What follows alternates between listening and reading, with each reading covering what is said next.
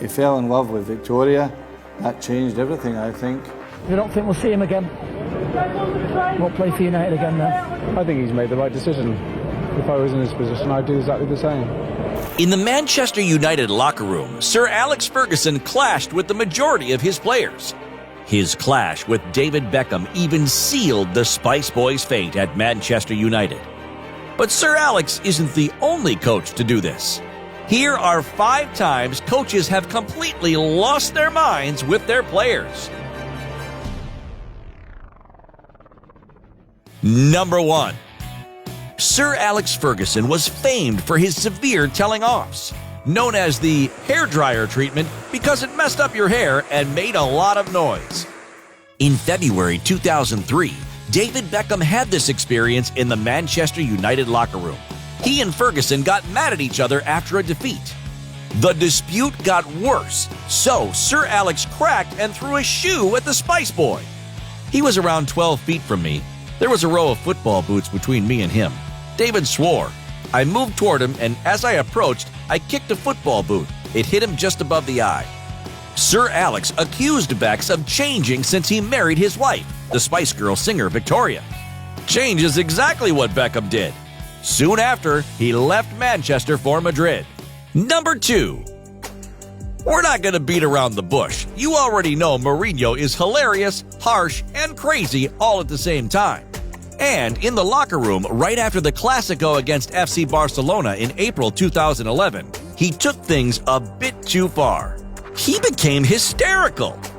Mourinho's team lineup was leaked in Marca that same morning, something Mourinho didn't appreciate. You're all traitors. I told you to speak to no one about the selected team, but you betrayed me. This shows that you don't have my back. You are sons of bitch. He then went on a witch hunt to find the mole. And for Mourinho, the mole was called Casillas. We know what happened next. Number 3. I will give him another 100 chance. I think that he can change because I'm here for this. Also, if sometimes I'm upset with him because he do everything for this. But I give him another chance, sure.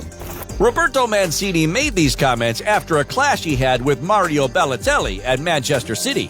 We say that with caution. He even clarified that no blows were exchanged, despite the photos which make you think otherwise. Just high tension between the two Italians. I told the players not to commit stupid fouls on Clichy, who was coming back from injury.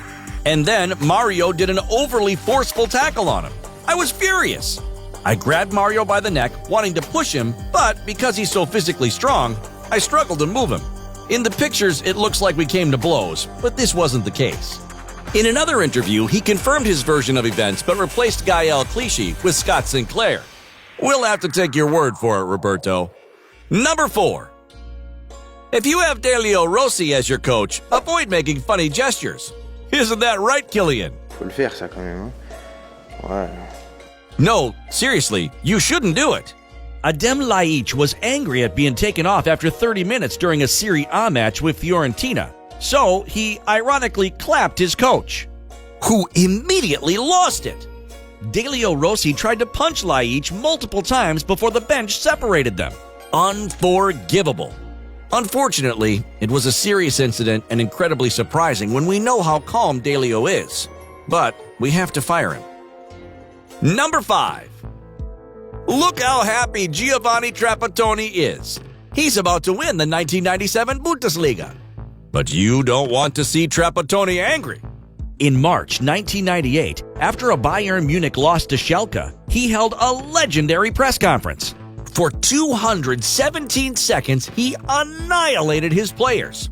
Here's a little taste. In this team, there are some players who forgot that they are professionals. In the last match, we had 3 strikers on the pitch, Elber, Janker, and Zickel. In this match, these 2 or 3 were as bad as empty bottles. These players complain more than they play. Struntz has been here for 2 seasons but has only played 10 matches. He's always injured. We could have also mentioned Maurizio Sarri losing it with Kepa when he refused to come off the pitch. But Sarri only lost his temper on the touchline, so it's not quite as funny.